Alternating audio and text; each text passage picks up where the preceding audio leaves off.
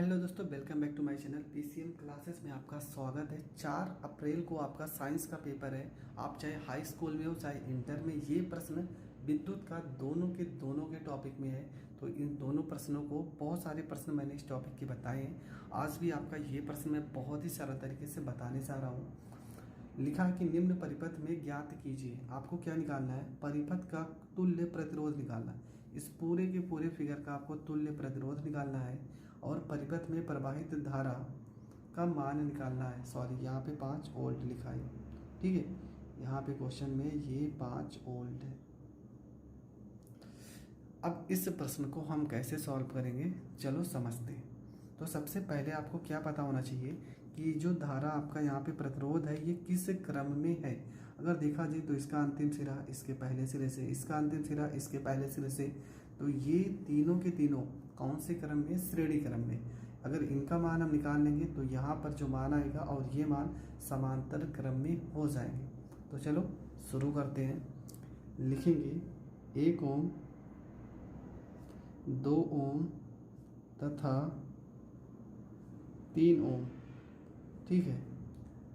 1 ओम, 2 ओम और 3 ओम के जो आपके प्रतिरोध हैं ये कौन से क्रम में है?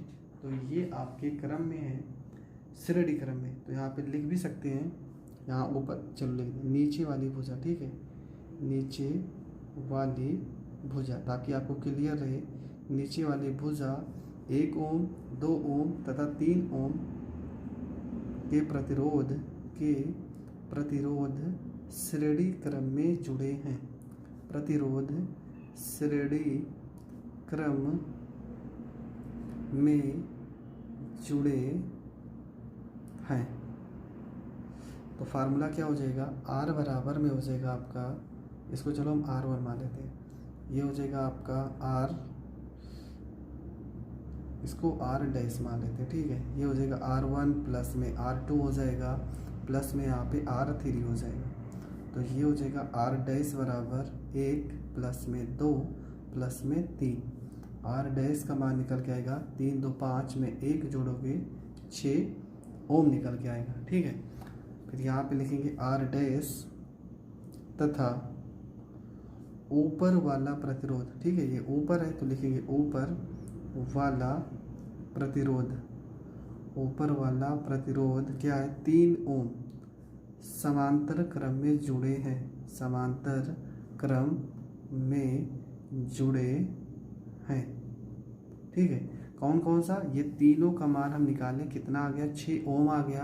अब ये जो ऊपर आपका 3 ओम दिया है और नीचे का आपका 6 ओम, ये कौन से क्रम में जुड़े हैं?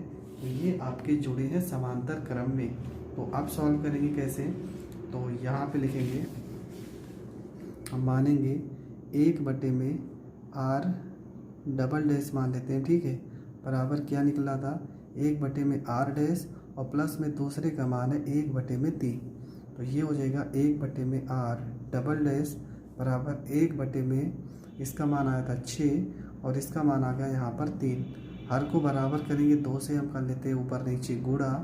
ये हो जाएगा 1 में R डबल डैश बराबर 1 में 6 प्लस में 2 एकम 2, 3 दूना 6। 1 में R डबल डैश बराबर, हर बराबर है तो यहाँ पे 6 लिखेंगे। 1 में 2 जोड़ेंगे, ये हो जाएगा 3, 3 एकम 3, 3 दूना 6 हो जाएगा, ठीक है।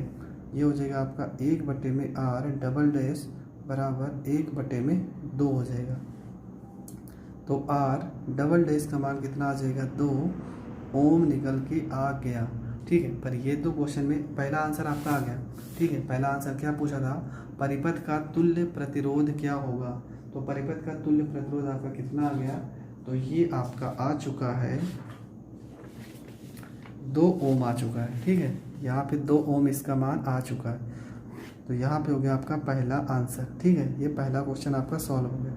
दूसरे क्वेश्चन में परिपथ में प्रवाहित धारा पूछे हैं, जबकि V का मान आपका दिए हैं 5 वोल्ट दिया है क्वेश्चन में। तो लिखेंगे V बराबर में I इंटू R, ये फार्मूला होता है। V का मान दिया है 5, I का मान हमें निकालना है, R का मान दिए हैं 2। 2 को अगर हम इधर भेजेंगे तो I बराबर हो जाएगा 5 बटे में 2 हो जाएगा। I बराबर आपका हो जाएगा 2 को 5 में भाग करोगे, 2 दूना 4 और 2 पंचे 10, मतलब 2.5 और धारा का मात्रक क्या हो जाएगा, एम्पियर। और ये आपका करेक्ट आंसर हो जाएगा।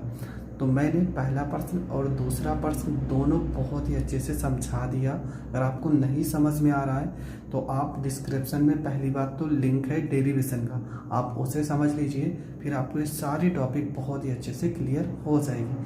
तो मिलेंगे नेक्स्ट वीडियो में, जहाँ पर ऐसे ही बहुत सारे प्रश्न हैं। उन सारे प्रश्नों को समझने के लिए आप हमारे चैनल को ज़्यादा से ज़्यादा लोगों तक शेयर करें।